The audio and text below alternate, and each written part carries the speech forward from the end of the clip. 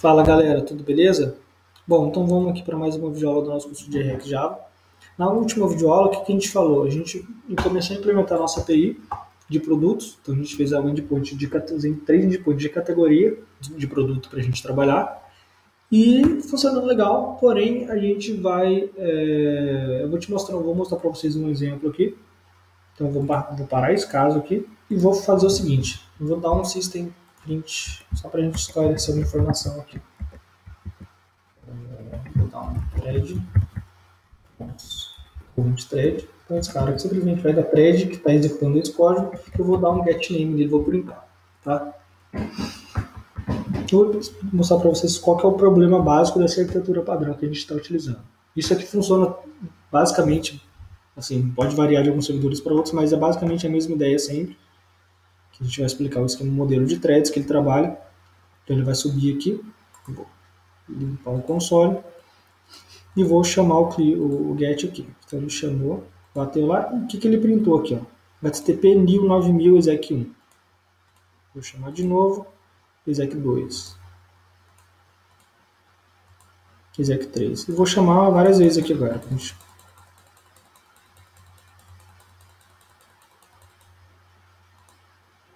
O que ele fez aqui? Ó?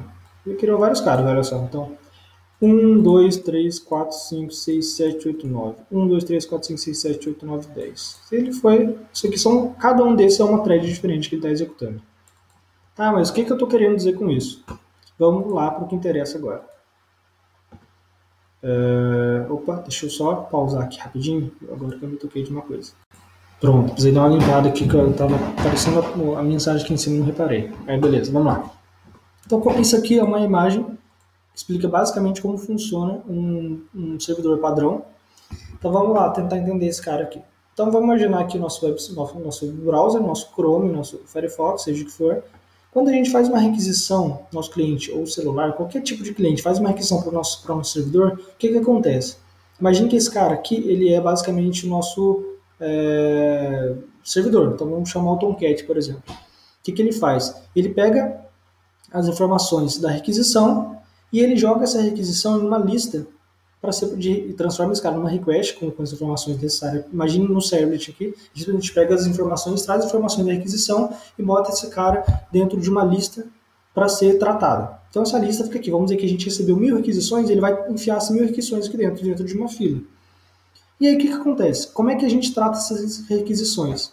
O nosso servidor, ele possui um pool de conexões, um pool de threads abertos. O que seria um pool de threads abertos?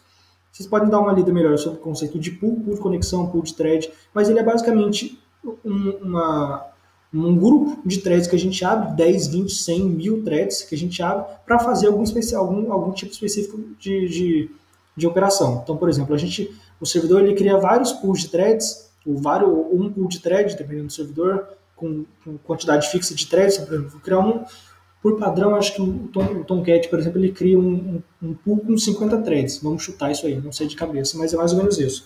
Então ele cria um pool de threads com 50 threads e essas 50 threads começam a tratar as aquisições. Aparentemente o Tomcat que ele criou uma com 10, mas o pool de conexão não é porque a gente está utilizando 10 que ele vai ficar em 10.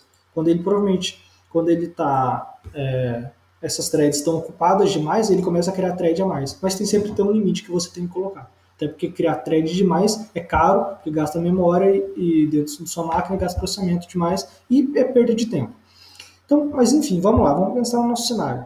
A gente tem aqui 50 threads. Recebi 50 conexões simultâneas, beleza? Ele bateu aqui, pegou, jogou 50 requisições aqui e cada thread pegou uma requisição para tratar. Então, uma thread pega uma requisição e trata essa requisição. Então, ele foi lá, peguei essa request aqui. O que essa request está querendo fazer? Ele está lá, está me pedindo para eu listar as categorias do meu produto. Então vamos lá, ele vai pegar, quer listar as categorias do produto? Beleza, essa thread começa a executar nosso código. Essa thread vem, cai no nosso category controller, verifica aqui, dá o nosso print para saber qual thread que está executando e vai lá e chama o nosso find all by active. Esse find all by active vai lá no nosso Postgres, lista os caras para a gente e retorna para a gente e fala isso aqui, beleza, retornei, transformei esse cara em JSON, então ele pegou aqui, mandou para a resposta. Mano, toma aqui, ó, o JSON respondido para você, liberou a thread, essa thread vai lá e procura outra requisição para tratar. Parece um mundo perfeito. Mas vamos pensar no problema. Imagine que a gente está numa operação que faça 10 consultas no banco, inserção no banco e várias coisas.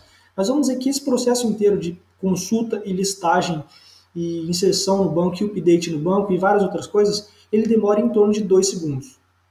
Então, cada requisição que a gente recebe para esse lugar, a gente vai pegar a requisição, a nossa thread vai pegar a requisição, demorar 2 segundos para tratar essa requisição e retornar para o browser. Agora imagine o problema. Então, a gente tem 50 threads, cada requisição 2 segundos de tratamento. A gente recebeu 50 requisições simultâneas. Pá!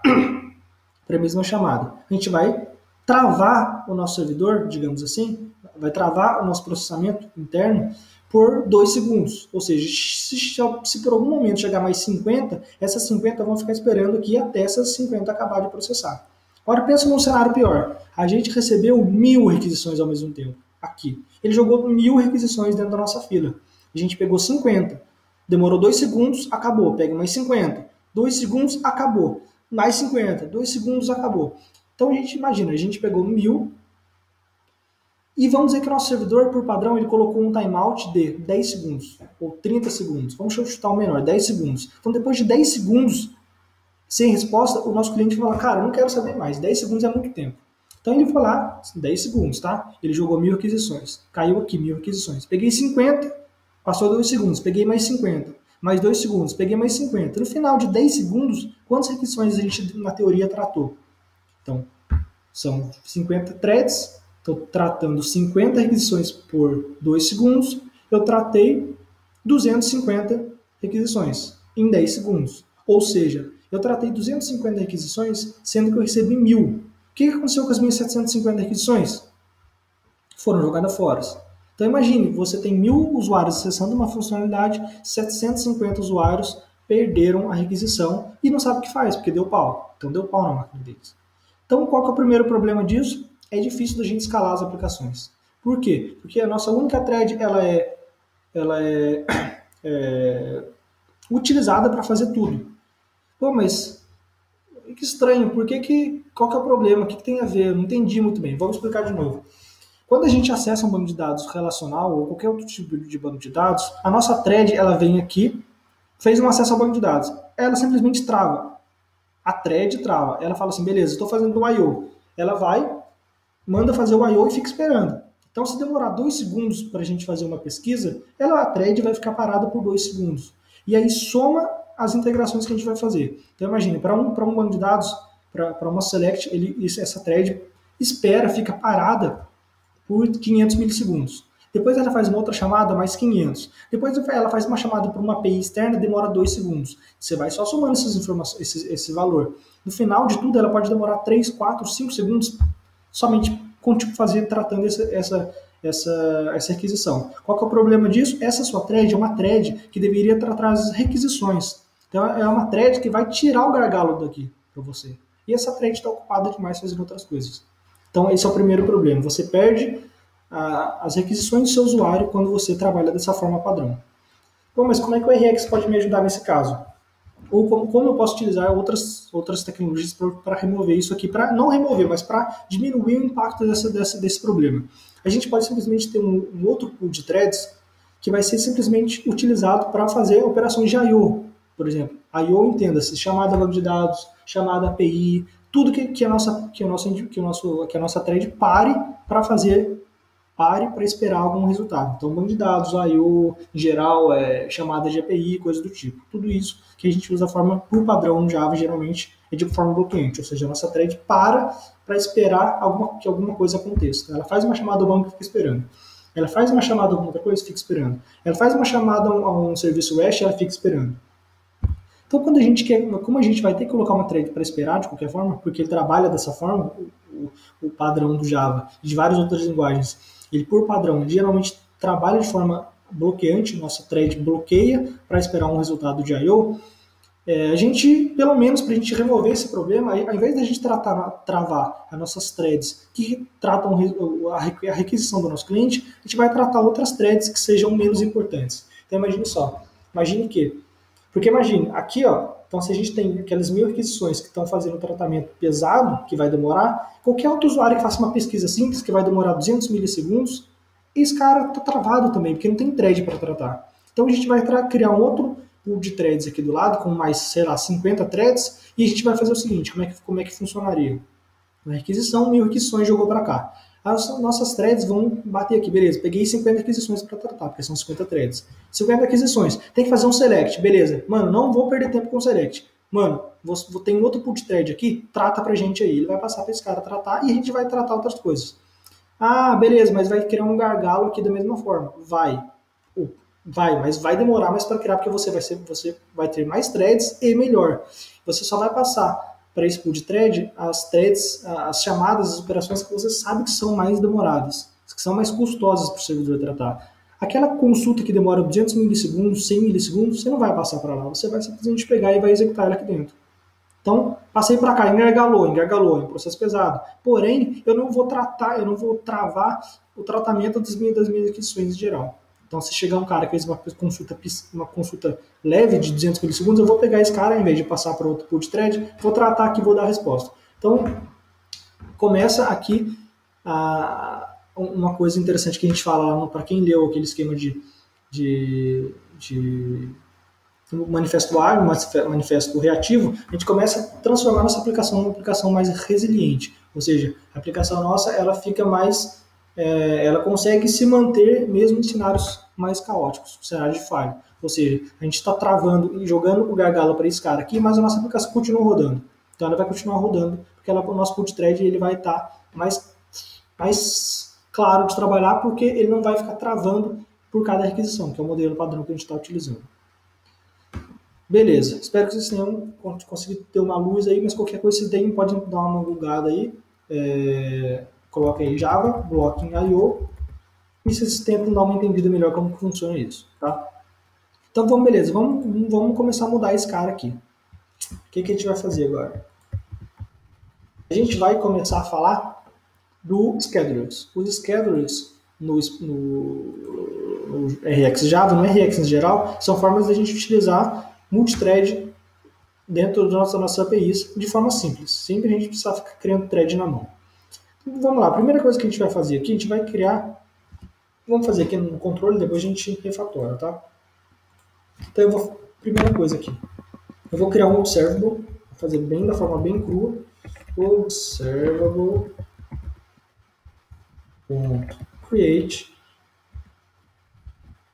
subscriber, do mesmo jeito que a gente fez outra vez lá no começo, tá? Vou fazer esse cara aqui. E aí, eu vou fazer o quê? Vou chegar aqui, fazer o find all, jogar aqui para frente. Então, vou ter aqui categorias. Vou ter umas categorias aqui dentro.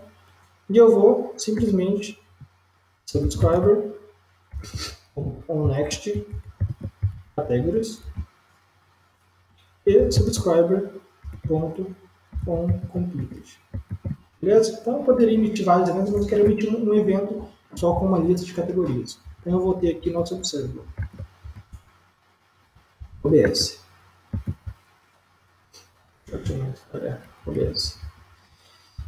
E agora a gente tem que fazer aquele esquema de subscriber, lembra? obs.subscriber. E aqui a gente vai retornar. Mas aqui é estranho porque esse cara aqui é um callback, né?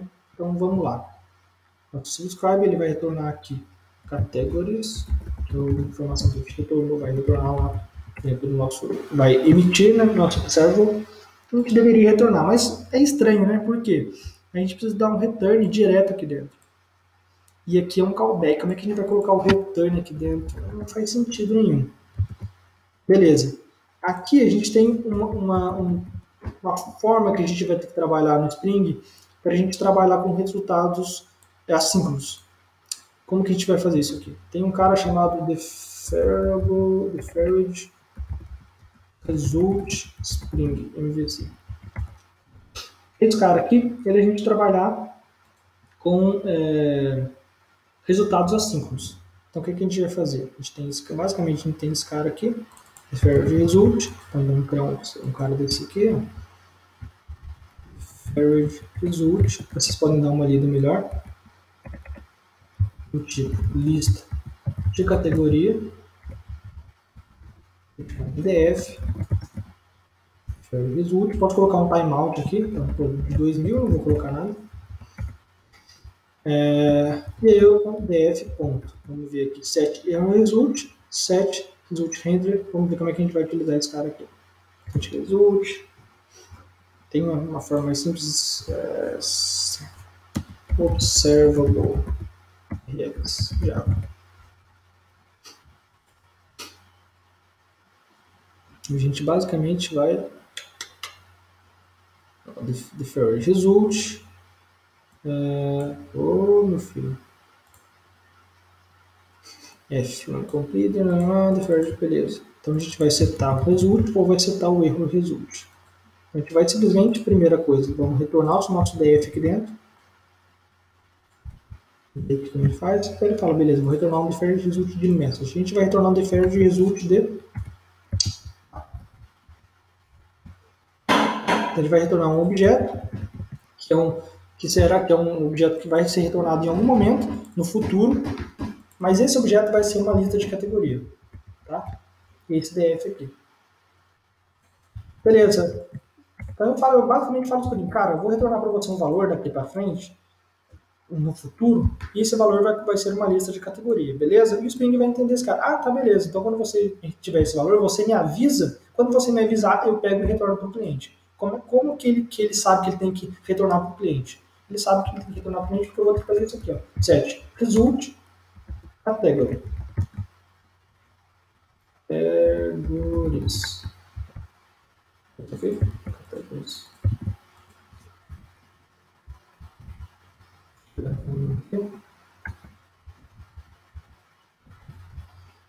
Ah, tá. Eu fiz o esquema de suado aqui. Então, beleza? Lembrem que no nosso subscribe a gente tem 3 funções. Pode passar 3 formas de fazer. Primeiro é só passando o next, só que eu tenho que tratar o erro também, porque se der algum erro, vou chamar, vai ser x de exception, a gente vai chamar aqui df.set erro result. A gente vai passar o x aqui dentro. E beleza, é isso que a gente vai fazer. Vamos fazer o seguinte agora. Aqui vamos printar o thread que a gente está utilizando. Thread retorno. Vou chamar aqui thread .current thread.name. E aqui a gente vai chamar como a gente está emitindo. Emitindo em thread. Vamos executar esse cara de novo aqui. Vamos ver o que vai acontecer. Então o que a gente quer fazer, se lembra do nosso esquema do put thread. A gente quer simplesmente passar essa listagem de categoria por um put thread separado. Um put thread que não vai travar nosso put thread principal, que é o put thread do servidor. Vamos ver como é que vai acontecer aqui.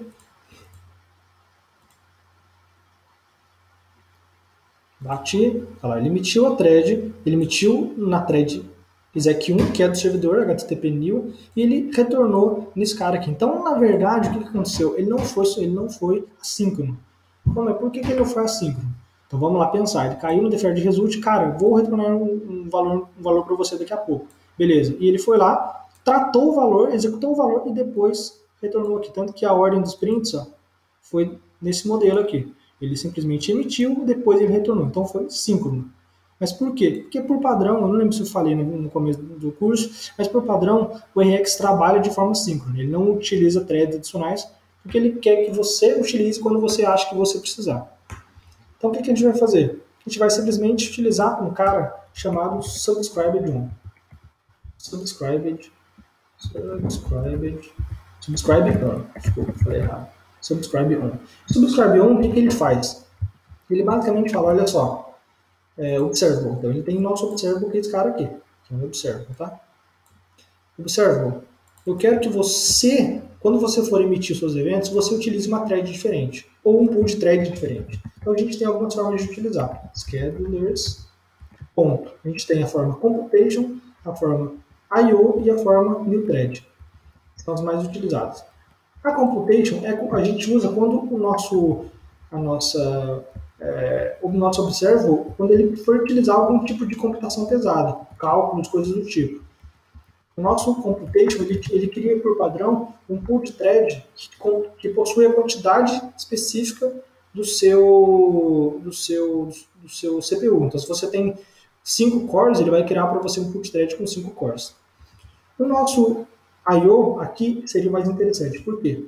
O I/O ele vai criar, que ele explica melhor, você pode dar uma olhada. Mas o que ele vai fazer? Ele vai criar para a gente um pool de thread que vai crescendo de acordo, que vai aumentando a quantidade de thread de acordo com o necessário. Então, isso aqui são threads específicas para a gente trabalhar com I/O, que é aquelas threads que vão ficar bloqueadas quando a gente for fazer uma pesquisa, mas não vão bloquear o nosso servidor lá principal. E tem um cara chamado new thread, que eu não usem esse cara, porque o new thread ele cria uma thread toda vez que você fizer o subscribe on. Isso é ruim porque você perde o controle das threads que você está utilizando. Então, esse cara aqui já controla para a gente. Vamos executar de novo?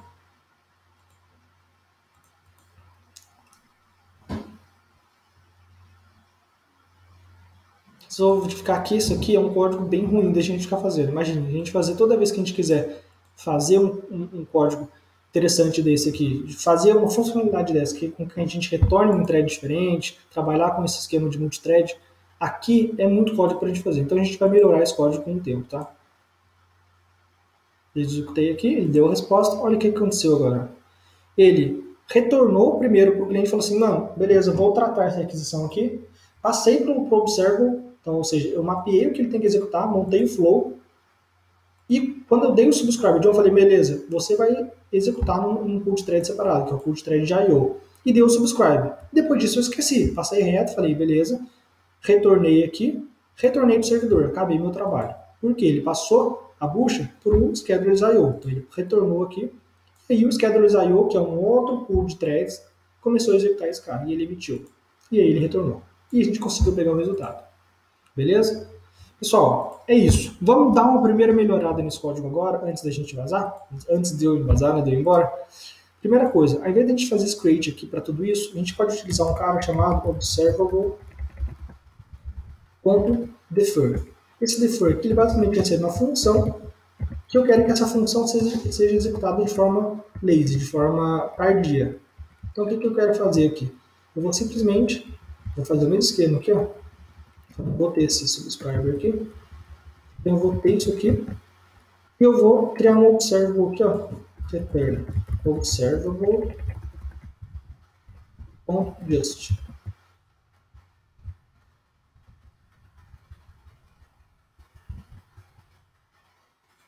Pronto. Ficou um pouquinho mais simples. Vocês acham? Não. Vamos ver. Eu acho. Ficou bem mais simples. A gente vai retornar a mesma coisa. A gente vai falar assim, olha só, esse observable defer, eu quero que você execute esse código aqui, eu quero que esse observable que te retornar aqui, ele seja executado somente quando alguém se sobrescrever nele. Então ele pode utilizar uma thread nova, que é o que a gente vai fazer exatamente aqui. Vamos testar? E depois, na próxima videoaula, o que a gente vai fazer? A gente vai montar uma forma no Spring, que a gente tem que trabalhar. Ao invés da gente ter que fazer esse defer de result toda vez que a gente querer utilizar, a gente vai falar para o Spring, toda vez que eu retornar para você um observable, você se inscreve nele e faz o que você tem que fazer. Então, ao invés de eu retornar toda vez um deferred result, eu vou retornar para o Spring um observable e o Spring vai saber tratar esse cara. Aí vocês vão ver que nosso código vai ficar bem melhor. Porque a gente vai precisar ficar fazendo subscribe toda hora. A gente vai simplesmente retornar um observable e o Spring vai fazer o resto para a gente. Aí vai ficar melhor. Bati, retornei, olha só o que aconteceu. Mesma coisa, ele retornou a thread do servidor e emitiu o RX, o nosso evento, usando o nosso scheduler de I/O. Galera, por hoje é isso, finalizei. Durante a semana eu vou gravar mais videoaulas, então a gente vai continuar desenvolvendo o nosso produto CPI e vamos começar a fazer as coisas legais, que é começar a fazer chamada, que emenda com chamada, começar a juntar vários observables e começar a fazer as coisas acontecerem. Beleza? Espero que vocês tenham gostado. Qualquer dúvida, dá um toque, manda e-mail e se inscrevam aí. Vamos chamar a galera para curtir, vamos melhorar nossas aplicações aí com a React Java. Valeu!